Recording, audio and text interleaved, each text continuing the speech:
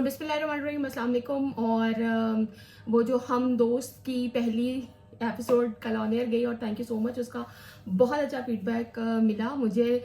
Even YouTube के ऊपर भी, फेसबुक के ऊपर भी, और जो इन पर्सन मुझे मैसेजेस मिले मुझे बहुत ज़्यादा अच्छा लगा। थोड़ा सा टफ लगता है क्योंकि आपने स्केड्यूल से ज़रा हटके काम करना होता है। एंड हम दोस्त साहब is also stuck in his studies.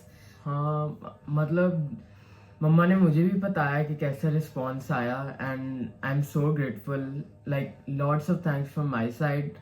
And मैं चाहूँगा कि you guys should give recommendations and ideas in the comments, मतलब what kind of videos you want us to make, because at the end of the day I want to be a representative of our community. Okay.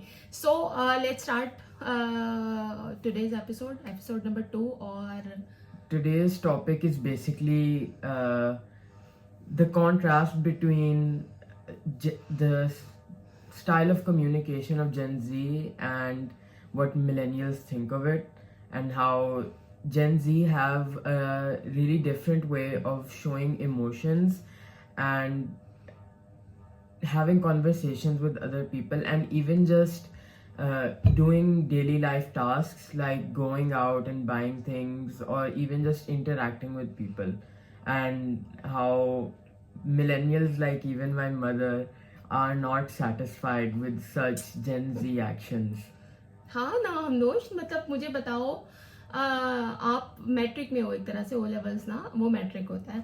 तो I always, मैं हम दोस्त को example देती हूँ कि हम दोस्त, आप तो हम दोस्त इंडिपेंडेंटली शॉप पे नहीं जा सकता, हम दोस्त ग्रोसरी नहीं कर सकता, हम दोस्त कोई मतलब इवन मेरे साथ भी जा रहा हो तो शॉप वहाँ थोड़ा सा कंफ्यूज होता है। मैं उसको हमेशा ये बात करती हूँ कि यार, आपकी एज में जो आप के मतलब मेरे भाई थे, वो घर के सारे टास्क जो हैं वो करते होते थे। लाइक मेरे बड़े भाई जो हैं वो ख़ास तौर पर हर तरह का टास्क, क्योंकि फादर घर में नहीं होते थे, तो वो उन्होंने ही करना होता था। सब्जी लाना, ग्रोसरी करना, शॉप पे जाना, गंदम लेकर जाना, एवरीथिंग। यार क्या मसला है आपके साथ? इसमें सबसे बड़ी बात यह आती है कि बैक देन आप लोगों के पास वैसे रिसोर्सेज नहीं थे। अब ऑब्वियसली तब से अब तक हमारी फैमिली की फाइनेंशियल सिचुएशन कितनी चेंज हुई है। और अब we even have our driver, और अब हमारे घर में यही होता है कि कुछ भी करना हो तो ड्राइवर को कह देना होता है। तो इसमें अब मेरा फॉल्ट थोड़ी ना है, मतलब थिंक अबाउट इट, अगर आप मुझ पे छोड़ना शुरू कर दें रिस्पॉन्सिबिलिटीज, तो मेरी मजबूरी होगी कि I have to do it. और दूसरी बात कि मम्मा मुझे जाने नहीं देती बाहर कुछ भी करने के लिए। ये मम्मा का अपना ओपिनियन है कि हम तो कुछ नहीं कर सकता। मैं जा सकता हूँ, मैं कर सकता हूँ।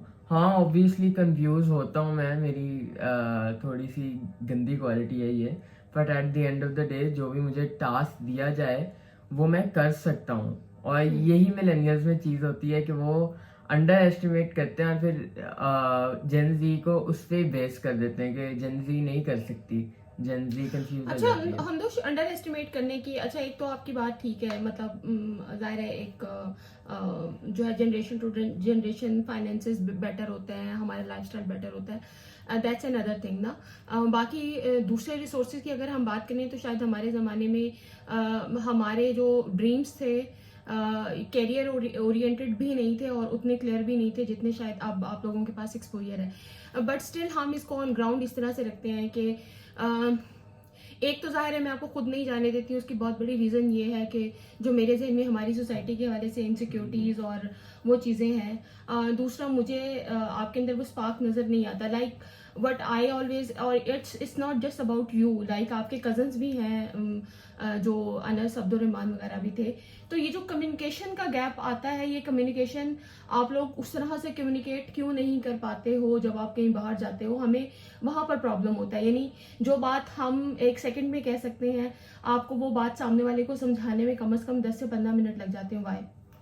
इसमें सबसे बड़ी बात ये होती है कि इसमें वो लैंग्वेज बैरियर होता है। अब ऑब्वियसली ग्रोइंग अप मिलेनियल्स ने चाहते ना चाहते हुए दे लर्न, मतलब असाइड फ्रॉम उर्दू उन्होंने अपनी जो प्रोविंशियल लैंग्वेज आप कह सकते हो, जैसे सिंध में सिंधी, पंजाब में पंजाबी, तो मतलब वो सीख जाते थे। एंड इवन वेंडर्स जो होते थे या वर्कर्स जो होते थे स्टोर्स में, वो वही बोलते थे। एंड अब वही स्टोर वर्कर्स मिलेनियल्स ही हैं ज़्यादातर, और वो यही लैंग्वेजेस बोलते हैं। और तब मतलब वही बात आ जाती है करियर ओरिएंटेड, मतलब इंटरनेशनली इतना नहीं देखा जाता था एजुकेशन को। और तब ज़्यादातर होते भी गवर्नमेंट स्कूल्स थे।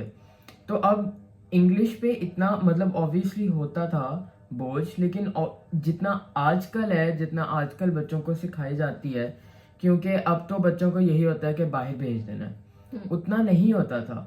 तो अब इसमें बच्चे का फॉल्ट नहीं है कि अगर उसको इंग्लिश ही सिखा रहे हैं, इवन अब तो उर्दू पे भी उतना नहीं फोकस किया जाता, तो अब वो बच्चे का फॉल्ट नहीं है, इट्स सोसाइटी का फॉल्ट। मतलब इवन अब मतलब सोसाइटी का फॉल्ट भी नहीं है, ये हम अडेप्ट कर रहे हैं वर्ल्ड के साथ। जैसे पाकिस्तान प्रोग्रेस कर रहा है, वैसे ही हमारी थॉट्स प्रोग्रेस कर रही हैं। तो ये बस एक कह सकती हैं डिसएडवांटेज है।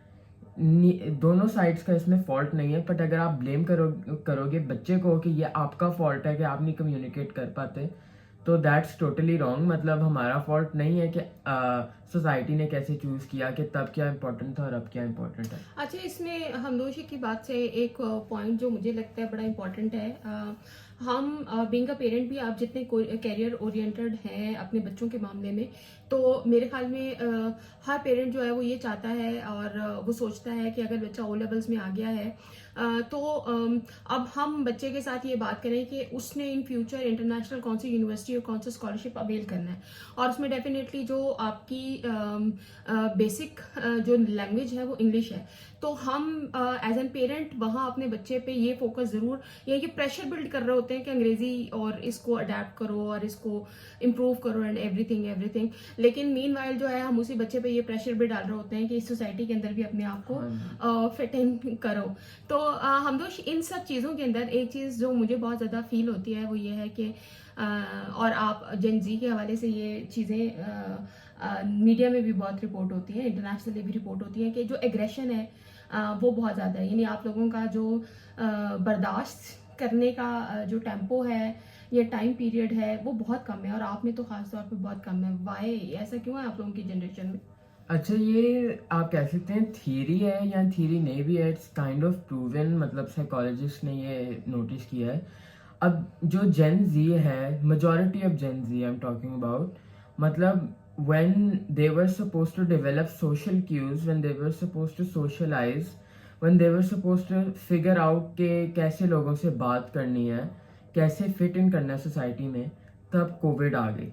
And for 1 or 2 years lockdown तो हो गया, बट उसके बाद भी जो लॉन्ग टर्म इफेक्ट्स रहे कोविड के, that really affected Gen Z's potential and like activities, even matlab how they were supposed to develop, how they were supposed to develop their social cues, how they were supposed to talk, उसने वो बिल्कुल destroy कर दिया। And फिर उसमें mental health की बात भी आ जाती है कि उसमें आपको नहीं पता कि इस बच्चे की मेंटल हेल्थ कितनी अफेक्ट हुई।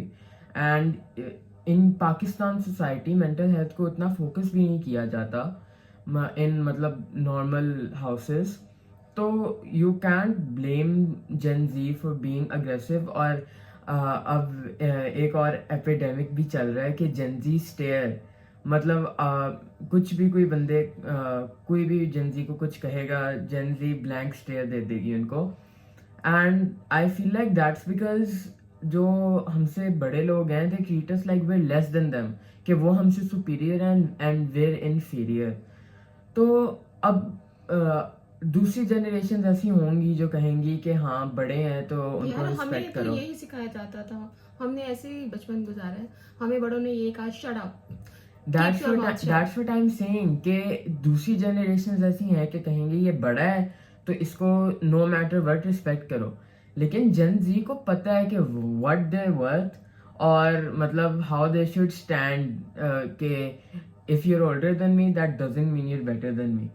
तो एंड ऑब्वियसली मतलब आजकल इवन मेरी मदर जो मिलेनियल हैं ये ऐसे कर रहे होते हैं कि नॉर्मल क्वेश्चन जिनका उनको आंसर पहले से ही पता है, उनको पता है कि ये अब अगर मुझे एक टास्क दिया है, एक रिस्पॉन्सिबिलिटी दी है, उनको पता है वो मैंने पूरी कर लेनी है, बेशक डे का एंड हो, 12 बज गए हो, लेकिन आई विल कंप्लीट इट।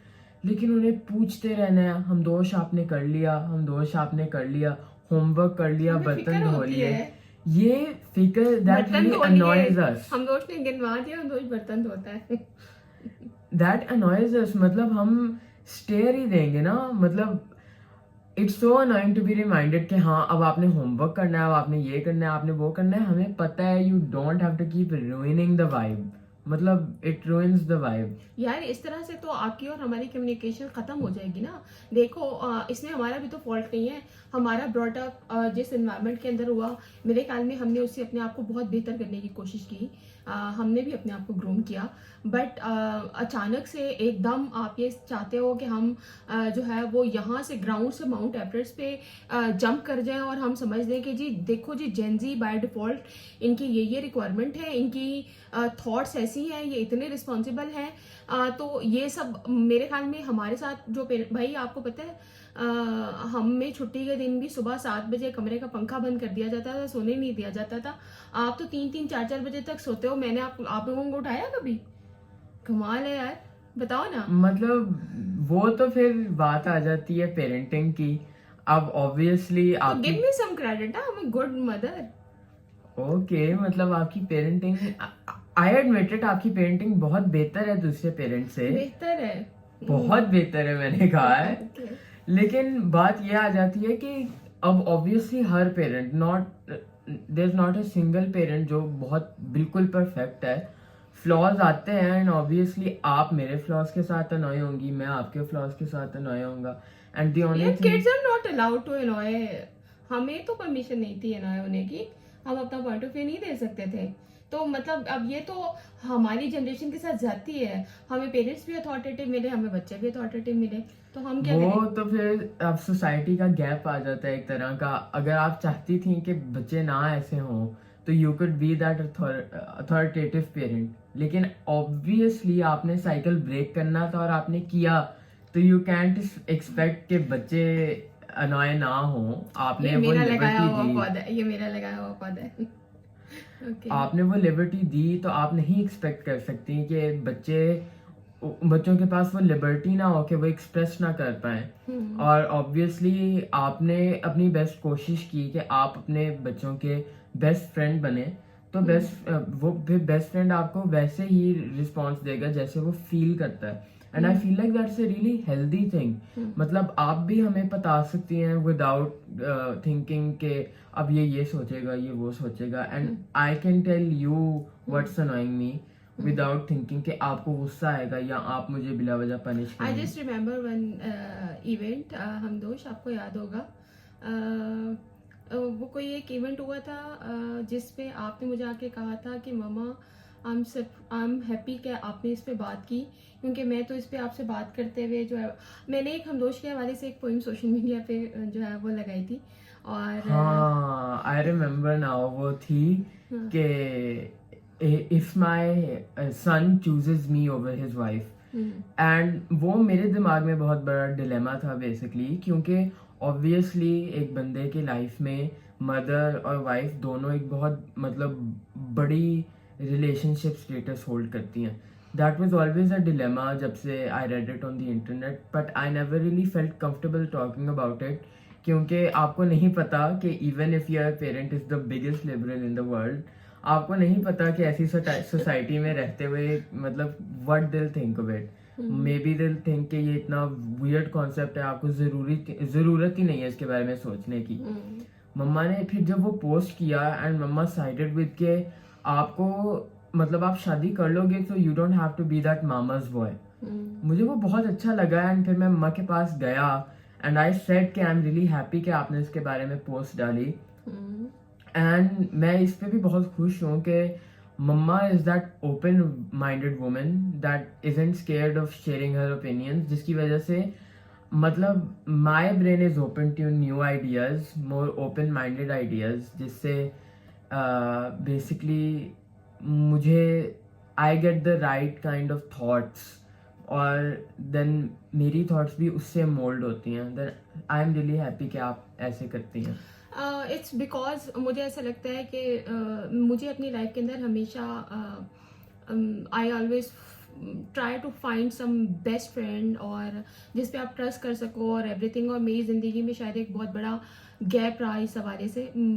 मुझे हमेशा ये फील होता रहा कि देयर शुड बी समवन जो आपको जज किए बगैर उस टाइम में आपकी फीलिंग्स को अंडरस्टैंड करे। Okay, I am lucky enough now that I have that friend in my life, जिसको मैं मतलब व्हाट आई फील के ये वाला शेल्टर है ना ट्रस्ट का, जहाँ बहुत ट्रस्ट होता है, जहाँ आप जजमेंटल होने के फियर के बगैर you can share each and everything. और ये बहुत बड़ा इंपॉर्टेंट रिलेशनशिप है। एंड आई स्टिल रिमेंबर जब हम दोस्त तकरीबन 6 मंथ का था, तो हम दोस्त के grand father, he was a great man, तो उन्होंने मुझे कहा था कि उनकी लाइफ में एक गैप था, ये कि he was a very authoritative father. तो मुझे उनकी वो बात बहुत अच्छी लगी थी और उन्होंने मुझे ये कहा था कि मैं आपको एक सजेशन, मशवरा या कुछ भी आप इसको समझ लो, ये मैं आपको दूंगा कि आपने हम दोस्त की बेस्ट फ्रेंड बनना है और कोशिश करना कि हम दोस्त को बाहर, घर से बाहर दोस्त की ज़रूरत ना पड़े, क्योंकि घर से बाहर भी जो दोस्त होता है वो कभी उतनी अच्छे तरीके से अंडरस्टैंड नहीं कर सकता जितने अच्छे तरीके से पेरेंट्स बच्चे को अंडरस्टैंड कर सकते हैं। तो कभी भी उसके साथ अथॉरिटेटिव पेरेंटिंग मत करना। And I love that, although मेरी अपनी ज़ात के अंदर भी ऐसा था। I don't want to be a mother जिसने सर बांधा होता है और घर के काम कर रही होती है। मैं घर के काम नहीं करना चाहती, हम दोस्त काम करता है, हम दोस्त के ऊपर ये रिस्पॉन्सिबिलिटी है। तो आज बेसिक एक कॉन्सेप्ट यही था आज की गुफ्तगू का, कि जिसमें हम थोड़ा सा अंडरस्टैंड कर सकें कि ये जो कम्युनिकेशन गैप्स आते हैं, not only with the society, with parents, जो ये जनरेशन्स के दरमियान भी कम्युनिकेशन गैप्स आ रहे हैं, यानी बाय डिफ़ॉल्ट कुछ चीज़ें हमें हमारे पेरेंट्स से मिल चुकी हैं और वो हमारे अंदर हमारी थॉट प्रोसेस का हिस्सा बन चुकी हैं, लेकिन हमें उनको कैसे निकालना है if we want to see our kid progressive in this society. और स्पेसिफिकली जाहिर है आज की जो जनरेशन है उसका कंपटीशन हमारी निस्बत बहुत बड़ा है, हाँ जी, इंटरनेशनल लेवल पे हाँ, बेसिकली। हाँ एग्जैक्टली। तो what's your last thought about it? क्या अपनी जनरेशन के बच्चों को क्या कहना चाहोगे, और जो पेरेंट्स हैं खास तौर पर उनके हवाले से आप मतलब सबसे बड़ी चीज़ तो ये है जो पेरेंट्स को कहनी है कि don't be too harsh on your kids. मतलब आपकी जनरेशन और थी and this generation is another generation. मतलब आपकी generation they didn't have to learn multiple languages. उन्होंने बस उर्दू और इंग्लिश भी एक बहुत छोटे लेवल पे सीखनी थी। This generation if they want to progress in the world internationally, उनको इंग्लिश से भी आगे आप छोड़ दें, उनको और भी बहुत यूरोपियन लैंग्वेजेस सीखनी पड़ती हैं if they want a visa.